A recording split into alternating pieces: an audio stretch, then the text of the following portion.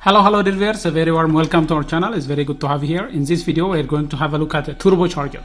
We'll be looking at the construction of a turbocharger, how it operates, and some of the cares that need to be taken in order to prolong the service life of a turbocharger. A turbocharger is it's an exhaust driven air pump, and air will be pumped into the intake manifold of an engine in order to increase the volumetric efficiency and in order to increase the charge filling of the cylinder. Now when we look at the construction, right here, this black part is called the turbine housing. This is called the turbine housing. It is where the turbine wheel is located. The turbine is the one that is going to be pushed by the exhaust. Now when engine is operating, exhaust gas will push this. Exhaust gas will push this, strike this plate, and then exit to this side. Exhaust gas will be introduced in this fashion. It will be inserted in here. This is connected to the exhaust. So the exhaust will be acting on this turbine wheel. It will act on this plate and then exit. It will push this plate and then exit. Now, as it is being acted up by the exhaust gas, as we know, it has already some residual pressure from previous combustion. So that pressure will act on this turbine wheel and then it will exit this way. So exhaust strikes this, exits this way. That will make this turbine to spin at high speed, extremely high speed. Now turbochargers are known to run at extremely high speeds. They can run up to 100,000 RPM, 100,000 revolution per minute. Now, as you can see, the turbine wheel is connected to this wheel, which is called the compressor wheel, via a shaft. There is a shaft right there. There is a shaft, and that will connect the turbine wheel to the compressor wheel. Look at the profile of the compressor wheel. Now these blades, they are pumping air this way. Air will be pumped this way. Fresh air from the air cleaner. This is the one to be connected to the air cleaner. Fresh air from the air cleaner will be pumped into this cavity. That is the duty. Look at the profile of the shape. It is pushing air this way. Pushing air into this duct. And all the air that is pumped in here will be collected, and the collected air will then be sent to the intake manifold through this pipe. The collected air will discharge this way. Every compressor wheel, it is pumping air from here to this cavity. As you can see, the cross section is widening wider, and then this goes to the intake manifold. On some diesel engines, this will go to the intercooler to get cooled because it is being operated by exhaust. Turbochargers, they run extremely hot, and air, when it is getting compressed, it will also have some temperature.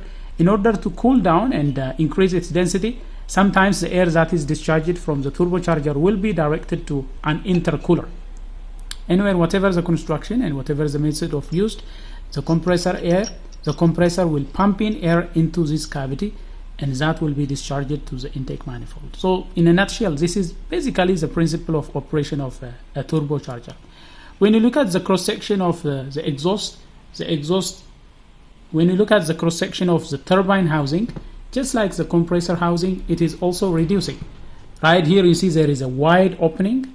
Right here we have a massive wide opening. Then as we go along, it will get reduced, and finally when it reaches here, it will become very tiny. This is because in order to have equal amount of force exerted on the turbine wheel, as some of the exhaust is getting removed, discharged out by acting on the turbine wheel, as we go away from the exhaust entrance, the volume of exhaust will reduce, it will diminish, it will reduce, diminish, and finally it will reach to a very small amount. Now by reducing the area, we can make sure that relatively equal amount of force is exerted on the turbine wheel on every direction. If you come here, due to the large mass of exhaust, large volume of exhaust, we have large cross-sectional area.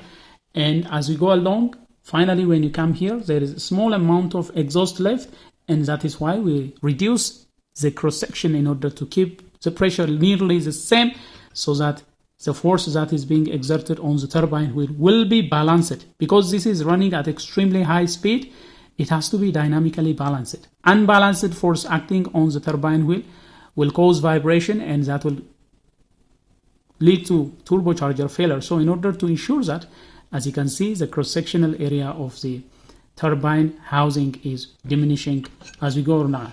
And when it comes to that of the compressor side, there is a reaction. As air is being compressed into this cavity, there is a counter reaction from the compressed air which is acting on the compressor wheel. In order to balance that, the cross-section has to gradually increase. As more air is being pumped, as more air is being admitted in, the cross-sectional has to increase in order to nearly keep the reaction force nearly the same. Now turbochargers, because they are operating at extremely high speed and because they are being driven by exhaust gas, these bearing surfaces, they have to be cooled. Cooling is very essential on a turbocharger. If there is no cooling, the turbocharger will automatically fail because these bearings, they will start to seize. Turbochargers are extremely hot when they are operating, so massive amount of oil is directed to the turbocharger in order to lubricate it and in order to cool it as well. So the oil that is coming to the turbocharger, it will cool the bearings, it will lubricate the bearings as well. So the turbocharger oil supply is very critical. Oil will be admitted in this way from an oil gallery. It will be coming this way. Then, as you can see, it will get directed to this bearing through this passage and to this bearing through the other passage. Oil will be directed here, and once it lubricates and cool down the bearings, it will sit down back to the oil sump. So this is how oil is fed to the turbocharger. Whenever you do turbocharger maintenance, make sure that the turbocharger is getting abundant oil supply.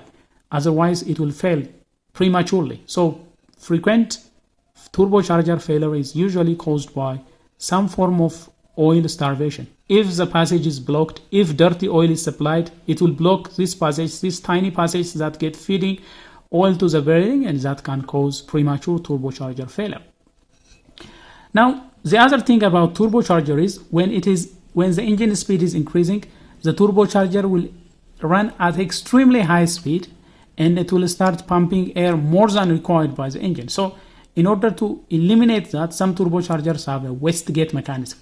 The wastegate mechanism, what it does is, if the pressure is increased beyond the required value, it will make diversion for the exhaust. Some of the exhaust, which is supposed to be going to the turbine wheel, will be directed before they reach the turbine wheel. That is called the wastegate mechanism.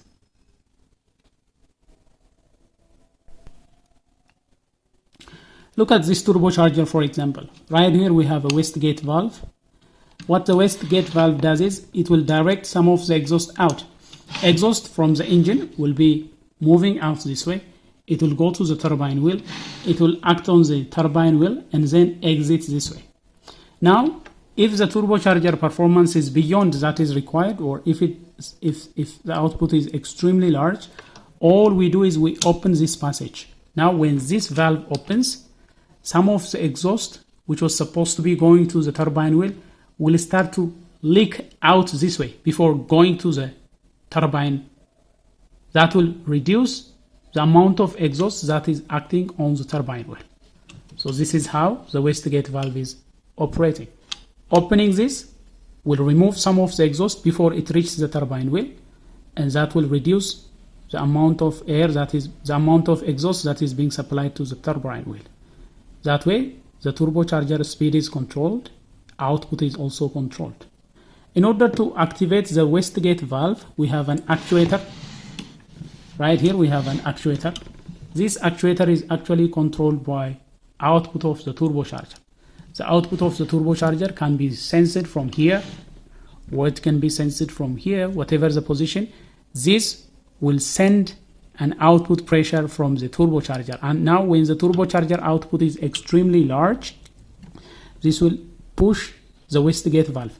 The pressure in here will act on a diaphragm and against the spring.